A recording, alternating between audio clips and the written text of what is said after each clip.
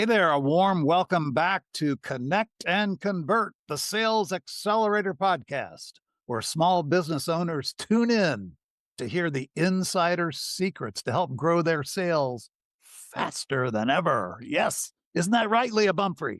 That is what we do, and we have fun doing it. Absolutely, Dennis. We have a lot of fun, but I'm going to tell you, we have had some amazing guests on this podcast. Have we not, Yeah. Leah? In Oh, fact, yes. we had you as a guest not long ago as a new author. So We did, and it was fun, and you were a great interviewer, although I kind of missed your sidekick on that one. yeah, I know, but you could play both roles easily. Anyway, today I got to say to our listeners, our viewers, our small business owners, our sales leaders, our salespeople, please stay tuned to the entire episode. Okay. Yes. We have the real deal today. We have one of the best guests that we could ever hope to get. He's kind enough to join us today.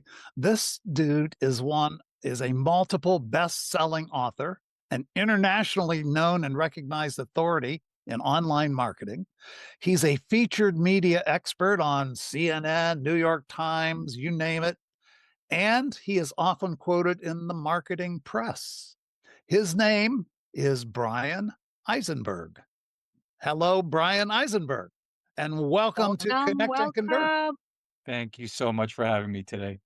Hey, your credentials could go on and on. I love the fact that you and your brother Jeffrey have a number of New York Times, USA Today, Business Week bestsellers, Call to Action, Waiting for Your Cat to Bark. That was one of my all-time favorites Yep, until that was a good one. now. Always Be Testing, Buyer Legends, and the other all-time favorite was the Rice and Beans not billionaire, millionaire. It could be billionaire, but it's Billionaire. for now it's millionaire. Okay. I think from what I know of you, I think you're proudest of your accomplishments, the thousands of people, companies, students, clients that you have worked with. They've consistently had dramatic improvements in their conversion rates, their sales. Some of the most notable ones, Google, Chase, Hewlett Packard, NBC Universal, GE, WebEx, Dell. Couldn't you get some big name companies, Bryan? What's the matter? What you had a problem attracting the big guys? Huh? Hey, we're a positive podcast. None of that Oh, negativity yeah. there. Sorry. No, but it's funny. All the Main Street heroes that we've worked with, no one would get excited by the impact that we've had on those lives. And, to us, you know, those actually mean more where we've transformed people's lives versus the big company that got a 10-digit optimization and then wiped it all clean because a new CMO came in town. That's a very interesting point, isn't it? So the big names, grab the attention, oh, work with NBC. But the real value, I think, to you is those individuals that will never know, will never hear about them, but they know, and they know what you did to help them. Wonderful. One of the reasons Bryan is here today, and by the way, Leah, shame on us for not having Bryan on this podcast sooner. I mean, clearly we missed having him, but I think now we blame producer Paul. He's not here. Oh, actually, he's always here. don't ever say that. He'll make you look bad. He'll turn your screen dark or something. He has that magic. Why are we here today? Because Bryan, with his brother Jeffrey, has written yet another book with a very interesting title. I love it. I think I swallowed an elephant. The stories we sell, the success we build. How about that? What do you think, Leah? I think he gets an A+ for title. What do you think? Oh, I love it because you instantly just in your head are going, what? You're thinking of every elephant joke your kids have ever told you. Yeah. You're shaking your head, you're wondering, and then you get sucked in. And isn't that what a story is all about? That's what a story's all about. So, Bryan, my first question is, okay, having been a fan of yours and Jeffrey's for many decades, having also read your books, this one's different. How is this book different? First, I want to hit on the title Sure. because we had a lot of pushback when we wrote out we wrote the draft and we started sharing it among friends. And we had a whole bunch of people who said, yeah, it's not an immediate payoff and stuff like that. And I reminded them, I said, our best-selling book by far in terms of volume, in terms of impact, in terms of people remembering the book we wrote was waiting for your cat to bark. And it didn't follow the same rules everyone was expecting. There was no immediate payout, but it told you a story. And it's the same thing with this title, right? The story, I want you to absorb whatever that story is for you, because we all have our own elephant. Everybody in the world is dealing with an elephant that they swallowed. We're all overstressed, overscheduled, overstimulated, overwhelmed, and there's a way to get around it. There is. And so that may lead to my next question. What is it that you hope the reader comes away with after experiencing this book? You know, one of the big surprising things for Jeffrey and I, who've been sharing the book early, I mean, I still don't have an actual copy. I only have the author copy that says not for Right. resale. Yeah. So it's still fresh off the press. Is that we've almost seeing it as a Rorschach test. Hmm. Different people, depending on where they are, right? What issues they're facing, where they're stuck in their business, where they're stuck in their lives, are taking different things from it. Because part of what we did is, yes, it has a lot of wisdom that you may be familiar with if you've read some of our other books, but Yes. we've simplified it more so than ever beforehand. And that's all thanks to our friend Elmer Zubiate. If you've ever met Elmer at the Wizard Academy, you would know he used to love to tell us, he thought our stuff was brilliant. It just wasn't speaking. I don't know if we could use this on the podcast, but basically dumbass. Of course, we could say, Real speed, right? Real speak, but really just trying to make things so simple for people, because simple also means mastery. And I yes, think a lot of people mistake that simplicity. They think they're talking down to kids. And I know you're working on a kid's book. It's not. It's actually way more difficult. And Yes. there's also a lot we chose to leave out of the book, right? Trying to make bite-sized chapters. Every chapter is somewhere between 250 and 400 words. And that leaves a lot of the surface of what you're going to get from the book coming from you, exploring what those very few words mean to you in your life today or in your business today. that's a great answer. I want to also commend you for doing something that some authors find it difficult to do, but apparently you have come to grips with it. You're very transparent. You tell a very personal story, really, throughout this book. You weave it into it. It's not just one part, it's woven into it. Would you mind sharing that story and maybe enticing, in a way that hopefully gets people to say, I got to read this? Okay. Yeah, let me spin it back a little bit because it'll kind of set it up for the right place. Sure. Um, about 18 years ago, Jeffrey and I left our agency. We had turned our agency into a software company, took it public through reverse merger, and the market crashed. I And remember. all the money that we were supposed to get as investments, most of it dried up. They sent a little bit in good earnest money and all that. Anyway, Wait a minute, that never happens. What? yeah, massive failure. Anyway, we were busting our you know whats to try to get the business working. And we turned it, despite some of the professional management that we had, they were resistant to really turn it into a software company, right? Services software. And we took control back and we got it all back. We got it up to over 100 customers paying on a subscription model. And we asked the investors, hey, could we get some more of the stock now that we've got it alive? And we weren't taking money at that point. It was a big mess. Anyway, they said no. I said goodbye. A few weeks later, Beautiful. Jeffrey left. And at Mm. that point, I did a real look at myself and I realized I had ballooned up to 277 pounds. Oh, I had two kids. My third was on the way. My middle one now, Sammy, was a baseball player. He had just finished T-ball. And I already saw that I wasn't able to keep up with him, let alone now a third child. And I spent the next 10 months losing over 100 pounds and getting my health in order. And I told myself a story back then that I needed to do this in order to keep up with my kids. It wasn't about my health. It wasn't about business. It wasn't anything. It was just about keeping up with my kids because connecting with my family is the most important thing. Like at the end of the day, as much as I love impacting the world, obviously, I want to impact my kids more than anything. of course. Yeah. And it allowed me to be present for them as an entrepreneur. And I've always loved that. That's why it inspired my last book, The Rice and Beans Millionaire. It was to share Right. those stories of being an entrepreneur for them, that I could be there to play catch with my son for all these years. It meant so much to me. Yeah. Spin back now, a few more years forward, COVID hit. And of course, I was speaking all over the globe before that. We had, are still doing a little consultancy and stuff like that. We had finished working with Google, had a huge success there, and got frustrated at the end because, like I said, some of the management changes and some of the things got rolled back, even though it was billions of dollars in lift.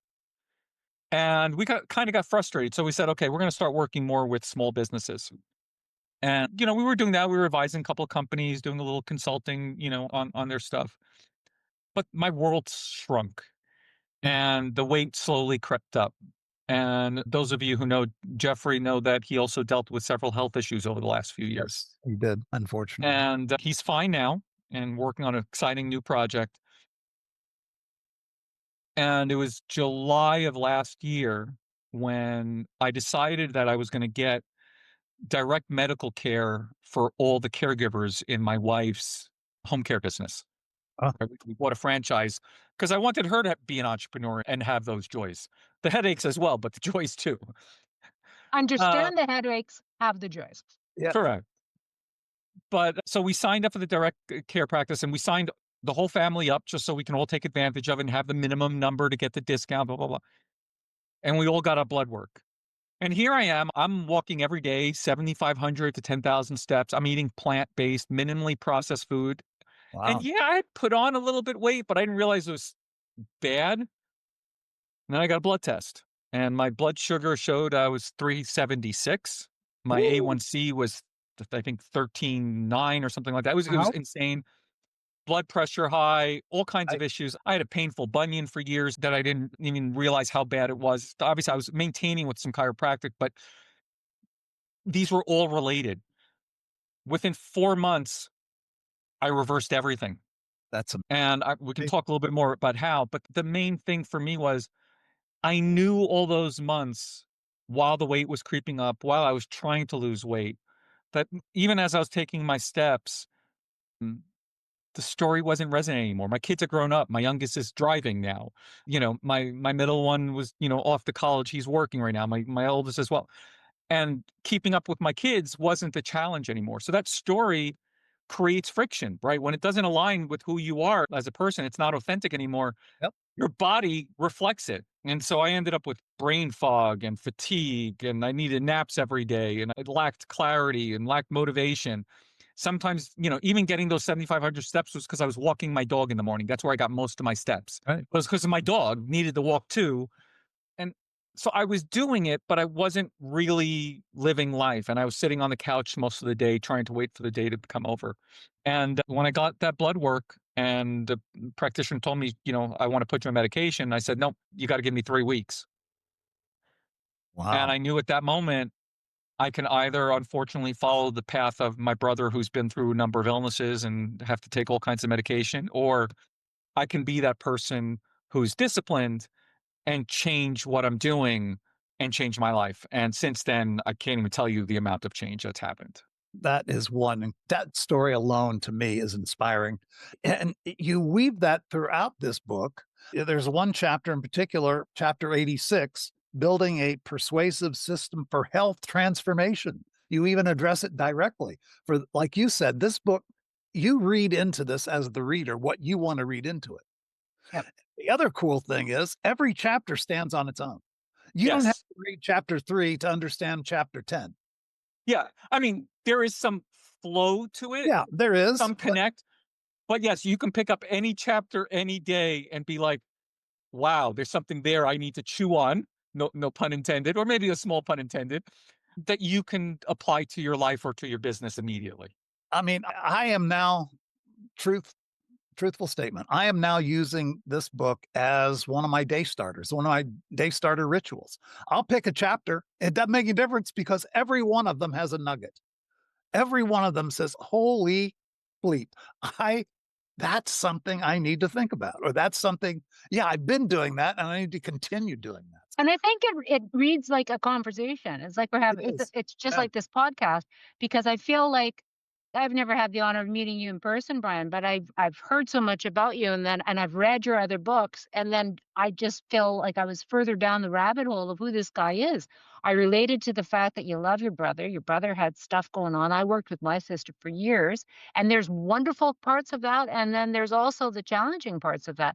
And you were true to that thread through the whole thing. You were true to the thread of having to make a choice because yeah, anybody can decide to do, and I won't even say the easier way, but it's a path towards Yep. pharmaceuticals, and this is I'm going in this direction. I've made this decision. Or personal responsibility in a different way. And I just feel like I know you. I feel like I could sit down and have a decent cup of coffee with you and go, okay, this reminded me of this. And did you mean this when you said that, or did I just think that? That's great analysis, Leah. I mean, exactly. I mean, it's very human. And that's what's missing, as you know, in so many stories. You know, we talk about storytelling, and yet we leave out sometimes the most important factor the person, the human, the feelings, the emotions that we all have. You're not afraid to share those, and they resonate. It's deeper than that, and there's a chapter in the book about that. One of my friends keeps joking all the time. We'd have conversations. Yep, there's a chapter in the book about that too. Yeah. There's a Um, chapter about everything, frankly. Yes. we talk in the wizard world about brand diamonds. Okay. And in a good brand diamond, obviously we have our core and our mission, our passion. Like those are obvious. That's okay. We know what these guys are doing. But where we really connect with people is in their quirks and idiosyncrasies, in our vulnerabilities. That is what makes us uniquely human. We're all flawed. We all have challenges. And I think too many people are afraid to be authentic about what their pain is. And that's part of what their origin story. It's what got them to where they are today. And I was not afraid to share that. We've made plenty of mistakes in our career. We've had massive successes. But at the end of the day, it's about being human, connecting with people at a much deeper level. And it's only in the absence of it sometimes that you recognize that. And like I said, I didn't realize how bad my brain fog was. I didn't realize how bad the fatigue was. I didn't realize the small aches and pains. I didn't need to live that way. I thought it was just aging. And we see a lot of that in communities that right after COVID too, right? We isolated, we preferred Zoom, we weren't meeting in person, we weren't connecting. We didn't realize how much we ache, even those introverts of us, right?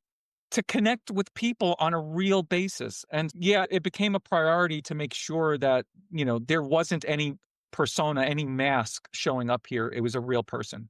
You Okay, you used the comment. Sorry, Dennis. I just want to ask you at the beginning of that beautiful paragraph, you were very specific about you weren't afraid to. But was there a moment where you paused and said, oh, should I? Like, because I'm thinking about our small business owners that are listening. There's a moment when they're going to change their business, when they're going to do something different, and they're ready to go gung ho, but it might be someone else. It might be the voice in the back of their head or a memory. And it's just that. So, did you experience that, or was that not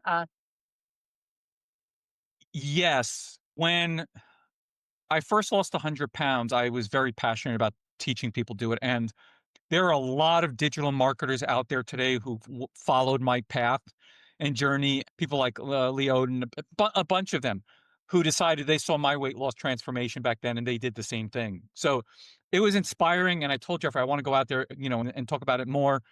And he was kind of resistant of us doing that because he didn't know if he could keep up with that story. And we were partners. yeah, And when I told him about this book and what I wanted to do, and it's why I decided to record the audio book as well. So it will be in my voice. It's all recorded. It's being edited now. good. He said, yes, it's your story. And, you can share it with, as much detail or as little detail as possible. I didn't go into the specifics of his illness, but, yes, he went through several things over the last few years. And those absolutely left an impact, right? I lost both my parents to cancer. So health is definitely at the forefront. My son over the last year had to stop playing baseball because he had an injury from sports and he was in chronic pain for the last year that we were just trying to figure out what it was. He's now doing better. I think we're all vulnerable and we all have our own pain points. And as a business owner, whether it's laying, probably the most common one is waking up in the middle of the night because they're so concerned about something. Yes. Okay. That is a warning sign. Something is going on with your body. It's not that you just have to go take the chicken paws and go to the restroom. Okay. Your nervous system is telling you, hey, there's smoke here. Go Interesting. take care of the fire. And Interesting. unfortunately, we wave away, the smoke alarm goes off. We're like, okay, I'm going to go to the next thing. And we add more to the pile, more to the pile, more to the pile. And then it becomes this giant elephant sitting on your chest, on your neck, on your head, wherever the bigger issues are. And it's a terrible spiral. And the deeper you dig into it, the harder it is. But I do want to remind people, look, it took me years to get where I was. It took me 4 months to turn it all around. That's amazing. Yeah. Amazing. Okay. My blood sugar hovers in the 70s and 80s now. From the 370s to 70.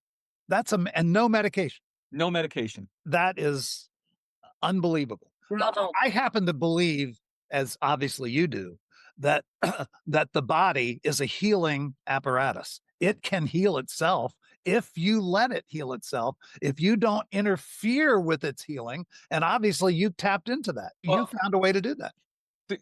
hit it exactly. So when my practitioner told me about the blood sugar results and wanted me to come in and get medication, Yeah. I've been mentoring a young entrepreneur here in Austin. Paul has met him as well. Dr. Matt Delgado from LifeSpring Chiropractic, who is not your typical chiropractor, and Right. go into his origin story and everything afterwards. But on his wall for all these years are the words, "We believe in miracles." Right. And he talked about how the body, given the right environment, can heal itself. Okay. And because of my relationship with him, I'd hear all of these people who've had issues with PCOS and anxiety, and they needed surgery, and all of a sudden not needing it. And so I know these miracles were possible. And I said, "Hey, stop, no medication. I want 3 weeks. 3 weeks, cut it in half. Then I got a continuous glucose monitor. And once I had the data, Yes. now, and mind you, I founded a digital analytics association. People think I love data. No, data tells a story. And I wanted the story of what was going on. And once I knew the story, I was able to modify different behaviors. And so one of the simplest behaviors, okay? And Dennis, this is, I'm sure, going to apply to you. How many meals a day do you eat? 3. Great. How many walks after your meals do you take? You got me. Zippity doo dah. Oh, Dennis, we've Not talked after a about meal. this. No, I do the gym, but I don't walk after a meal. So now all I'm going to ask you to do to change your life Yeah. is 10 to 15 minutes. Give a friend a call while you're walking, okay, after every meal. It'll just stabilize your blood sugar. It'll keep you healthier. That's it. It's not big commitments because you don't eat an elephant a massive bite at a time. It's one small Therefore the bite at name a time. therefore the name of the book. I love it. It all ties together. Can I take now what you've been saying? I wanna dive just quickly into a couple of the chapters. Sure. One of your chapters is about data, and I am trying to remember it. I did make some notes on it, so let's see if I There, can. there are a Now, lot of Dennis, you're chapters. starting to So talk like a science nerd. You're starting to talk about specifics. I just want to remind our listeners and remind Brian that we're about the story. We're about the emotion. This is all about heart. Thank goodness you have Yes. me here. Otherwise, this would be a dead point, Okay. and we'd have to fast forward to the chicken part.